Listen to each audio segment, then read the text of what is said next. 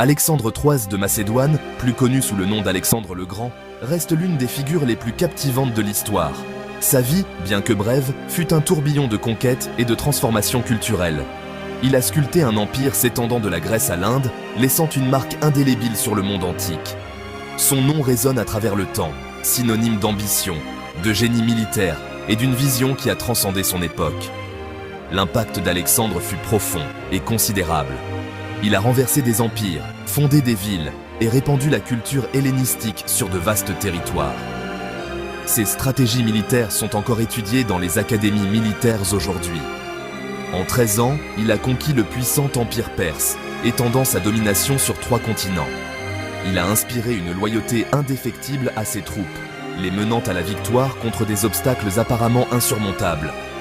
Des plaines poussiéreuses de Perse aux terres exotiques de l'Inde, le nom d'Alexandre résonnait avec à la fois crainte et admiration. Il a encouragé le mélange des cultures grecques et orientales, jetant les bases d'une nouvelle ère d'échanges culturels. Né à Pella, l'ancienne capitale de la Macédoine, en 356 avant JC, Alexandre était le fils du roi Philippe II et d'Olympias, une princesse d'Épire. Dès son plus jeune âge, il a fait preuve d'une intelligence exceptionnelle et d'une soif de savoir. Il était également farouchement compétitif et possédait un esprit indomptable. La jeunesse d'Alexandre a été imprégnée des traditions martiales de la Macédoine. Il a appris à monter à cheval et à combattre, maîtrisant les compétences d'un guerrier. Il a également été exposé aux intrigues politiques et aux luttes de pouvoir de la cour macédonienne. Une anecdote célèbre de la jeunesse d'Alexandre concerne le domptage de Bucéphale, un étalon sauvage.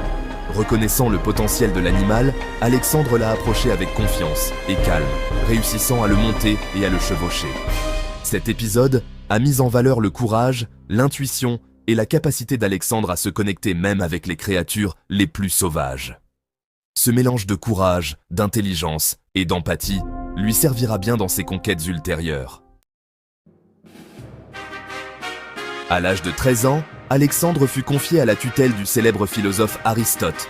Pendant 3 ans, Aristote a guidé le développement intellectuel d'Alexandre, l'initiant à la philosophie, à la littérature, à la politique et aux sciences. Les enseignements d'Aristote ont eu une profonde influence sur le caractère et le style de leadership d'Alexandre. Le philosophe a souligné l'importance de la raison, de la logique et de l'observation.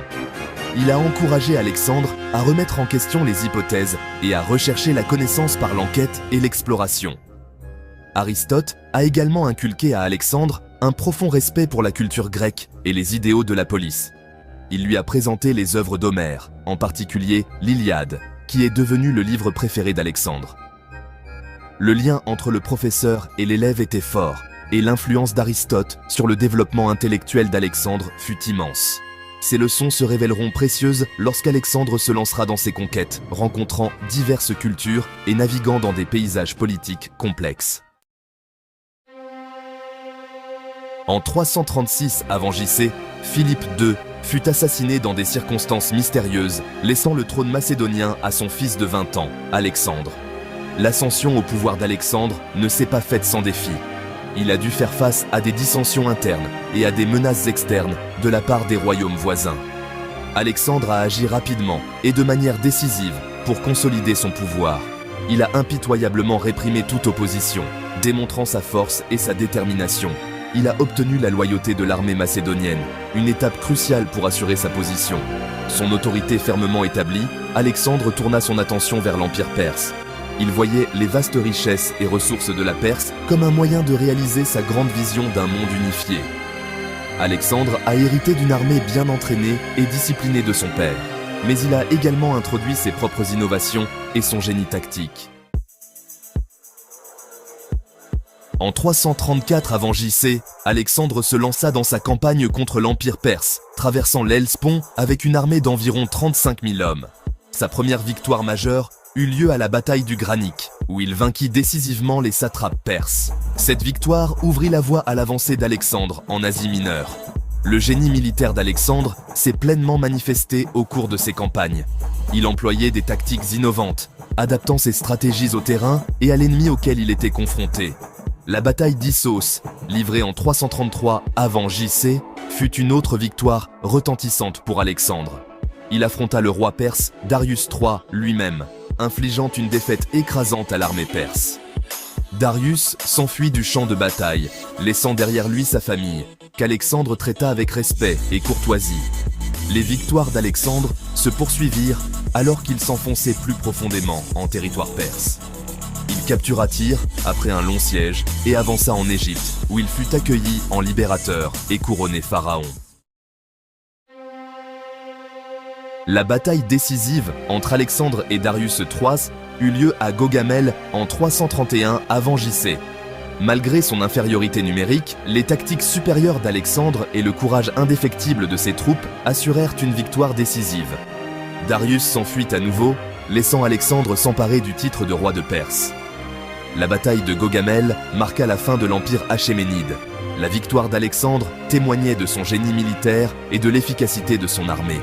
Après sa victoire à Gaugamel, Alexandre continua son avancée vers l'est, s'emparant de Babylone, de Suse et de Persépolis. Il traita les villes conquises avec un mélange de fermeté et de générosité, visant à établir un nouvel ordre stable et prospère. L'ambition d'Alexandre ne s'arrêta pas à la conquête de la Perse. Il rêvait d'atteindre les extrémités de la terre. Le règne d'Alexandre, bien que bref, eut un impact profond et durable sur le monde antique. Il a redessiné la carte du monde connu, renversant des empires et en créant de nouveaux. Ses conquêtes ont facilité la diffusion de la culture hellénistique, influençant l'art, l'architecture, la littérature et la philosophie pendant des siècles. Le génie militaire d'Alexandre a révolutionné l'art de la guerre. Ses tactiques et stratégies innovantes ont été étudiées et imitées par les générations suivantes de chefs militaires. L'ère hellénistique, inaugurée par les conquêtes d'Alexandre, fut une période d'échanges culturels sans précédent. La culture grecque s'est mélangée aux cultures de l'Orient, créant une nouvelle civilisation vibrante et dynamique. Cette fusion des cultures a laissé une marque indélébile sur le monde, influençant le développement de l'art, des sciences et de la philosophie. L'héritage d'Alexandre est complexe et multiforme. Il reste une figure d'une fascination durable, un témoignage de la puissance de l'ambition humaine et de l'impact transformateur d'un seul individu.